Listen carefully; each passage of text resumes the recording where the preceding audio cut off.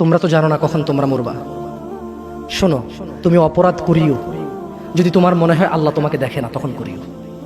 তুমি অপরাধ করিও যদি তোমার মনে হয় আল্লাহ তোমাকে জিজ্ঞেস করবে না, তুমি নিশ্চিত বেঁচে যাবা।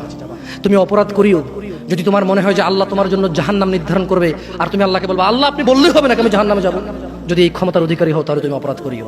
তোমাকে বলি, ইয়া মহিলা, মা, বোন, চাচা, চাচি, নামাজ ছাড়া মানুষ মুসলমান থাকে না।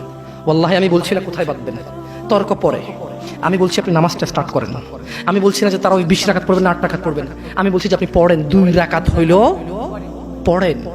আমি বলছি যে আপনি ঈশার নামাজ 15 রাকাত দরকার নেই, আপনি শুধু 4 পড়েন। আমি কি বলছি সুন্নত বাতি দিতে? আমি বলছি যে তুমি পড়ছো না, শোনো, ভয় পেও না, ঈশার নামাজ 15 রাকাত তোমার উপরে ফরজ নয়। আমি তোমাকে না করছি না 15 রাকাত পড়তে। আমি বলছি যে তুমি নামাজই পড়ো না, 4 পড়ো। এই 4 রাকাত ঈশা না পড়লে তুমি মুসলিম নও। 3 রাকাত মাগরিব না পড়লে তুমি মুসলিম নও। 4 রাকাত আসর না পড়লে তুমি মুসলিম নও। দেখো, আমাকে দোষ দিও না। বুখারী খোলো, সালাত অধ্যায়ে যাও, আযান অধ্যায়ে যাও। আল্লাহর নবী বলেছে তারা ওরা কাফির, ওরা মুশরিক, ওদের আর আমি মুহাম্মদুর রাসূলুল্লাহ সাল্লাল্লাহু আলাইহি ওয়াসাল্লামের উম্মতের মধ্যে পার্থক্য হচ্ছে নামাজ। ও সাহাবা, ও উম্মত, তুমি চিনবা মুহাম্মদের উম্মতকে সাল্লাল্লাহু। ও আমার উম্মত, তুমি কি আমার উম্মতকে চিনতে চাও? শোনো, তারা যারা আমার উম্মত না, আর এরা যারা আমার উম্মত। ওটা আমার উম্মত যারা নামাজ পড়ে না, আমার উম্মত। তুমি আল্লাহর নবীর উম্মত ছাড়া কিভাবে মুসলমান হবা? তোমাকে আমি বলি, নামাজটা ছাড়িও না প্লিজ। তুমি যে যে অপরাধে লিপ্ত আছো ছেড়ে দাও, চেষ্টা করো, কিন্তু নামাজটাকে তুমি এখন থেকে করবা। তোমার ফজর মিস হওয়া চাই না। তুমি যদি সারা জীবন নামাজ না পড়ো, আমার যায় আসে না। তুমি যদি সারা জীবন নামাজ পড়ো, আমার কিছু লাভ আছে। তুমি নামাজ পড়লে নাকি আমি আমার লাভে কথা বলছি। শোনো, তুমি নামাজ না পড়লেও আমার লাভ আছে। কি? ইন্নামাল আমালু বিন্নিয়া। আমি নেকির উদ্দেশ্যে কথা বলছি, আমার নেকি হয়ে যাবে। কে ঠেকাবে? তুমি তো আল্লাহকে ঠেকাইতে পারবা না। তুমি নিজেকে না নামাজ থেকে বিরত রাখতে পারবা, আল্লাহ যদি নেকি দিয়ে ঠেকাইতে পারবা? তাহলে আমরা সবাই মিলে বলি আল্লাহর দিকে তাকিয়ে শেভ করিয়েন না। দেখেন, এটা অনেক কিছু না, এমন না যে শেভ করলে আপনি একেবারে কাফের হয়ে গেছেন, মুশরিক হয়ে গেছেন, এমন না। লজ্জা থাকা উচিত। কিভাবে কাটতেছে? কিভাবে? মহিলার ওঠে না, আপনার ওঠে, কেমনে কাটতেছেন? গলা কেটে দিবেন? কাটবেন না কেন? এটা হারাম। এটা কাটো তো হারাম। শুকর খাওয়া কি হারাম? আপনি শুকর মাংস খাবেন? আপনি কুকুর মাংস খাবেন? কেন খাবেন না? কেন? কেমন হারাম? শুকর মাংস খাওয়া কি হারাম? এই এখানে তাহলে আমি বলছি না, কেউ কি রাজি হবে তার বোনের সাথে জানা করতে? কেন? কেন? কেন? কেন? তো নামাজ না পড়া কি? শুকরের মাংস খাচ্ছ না হারাম দেখে, নামাজ ছেড়ে দিচ্ছ, তো এটা তো হারাম।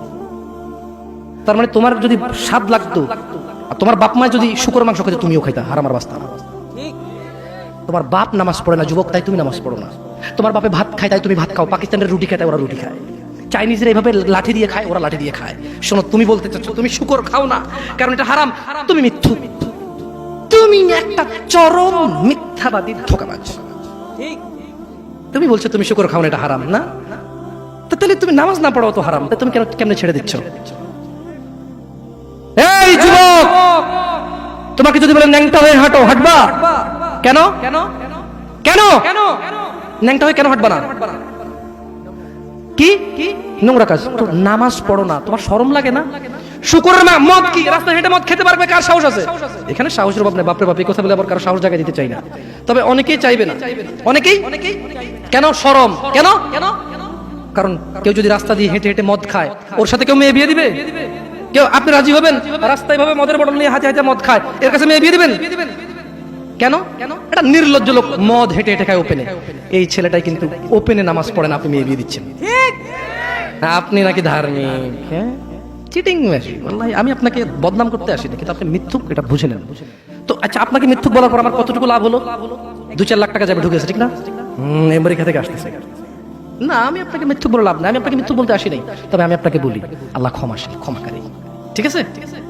আপনি সত্য দাবিদার হবেন। একটা ছেলে প্রকাশ্যে মদ খেলে আপনি তার সাথে মেয়ে বিয়ে দেন না। একটা ছেলে প্রকাশ্যে নামাজ আদায় করে না। আল্লাহর কসম, এই পৃথিবীতে যত মদ আছে সবাই যদি একজনে খেয়ে ফেলে, সে কাফের হবে না। কি হবে না? কিন্তু এক ওয়াক্ত নামাজ ছেড়ে দিলে কাফের। ঠিক। আপনার কাছে মদ খাওয়াটা আমি কি মদ খাওয়াকে ছোট করে দেখতেছি তার মানে না?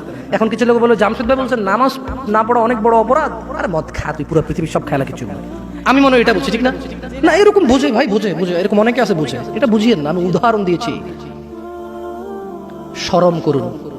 আপনি বাপের সামনে সিগারেট খেতে লজ্জা করে, বাপের সামনে বেনামাজি থাকতে লজ্জা করে না। আপনারা আপনার স্ত্রীদের সাথে যে ঘুমান, ছেলে সন্তানের সামনে ঘুমান, লজ্জা করে, কিন্তু ছেলের সামনে বেনামাজি থাকেন লজ্জা করে না। আপনি বুঝেন এই পৃথিবীতে লা ইলাহা ইল্লাল্লাহ বলার পরে, লা ইলাহা ইল্লাল্লাহ বলার পরে, ওয়া আন্না মুহাম্মাদুর রাসূলুল্লাহ বলার পরে শিরক, আল্লাহর সাথে অংশীদারিত্ব হচ্ছে সবচেয়ে বড় অপরাধ। ঠিক আছে? এরপর কাজ হচ্ছে সালাহ, এরপর কাজ কি? নামাজ। এরপর কাজ কি? নামাজ। আপনি জানেন এই নামাজ না পড়লে মানুষ কাফের হয়ে যায়, অথচ মানুষ ন্যাংটা হয়ে হাঁটতে লজ্জা পায়, মানুষ প্রকাশ্যে মদ খেতে লজ্জা পায়, মানুষ প্রকাশ্যে দাঁড়িয়ে পেশাব করতে লজ্জা পায়, মানুষ প্রকাশ্যে প্রেমিকের সাথে কথা বলতে লজ্জা পায়, মানুষ বাপের সামনে সিগারেট খেতে লজ্জা পায়, মানুষ প্রকাশ্যে শুকর মাংস খাবে না, মানুষ প্রকাশ্যে সিগারেট খায় না, মানুষ প্রকাশ্যে গাঁজা খায় না, মানুষ প্রকাশ্যে নাচে না, মহিলারা প্রকাশ্যে গোসল করতে লজ্জা পায়, পুরুষরা প্রকাশ্যে পায়খানা করতে লজ্জা পায়, কিন্তু কেউ এত জঘন্যতম অপরাধ যা না করলে কাফের হয়ে যায়। প্রকাশ্যে সবাই আজান চলে, কেউ মসজিদে আসে না, কেউ লজ্জা পায় না। তাহলে দুনিয়া কি বলেন তো? তুচ্ছ খেলতামাশা। নামাজটাকে ঠিক করেন।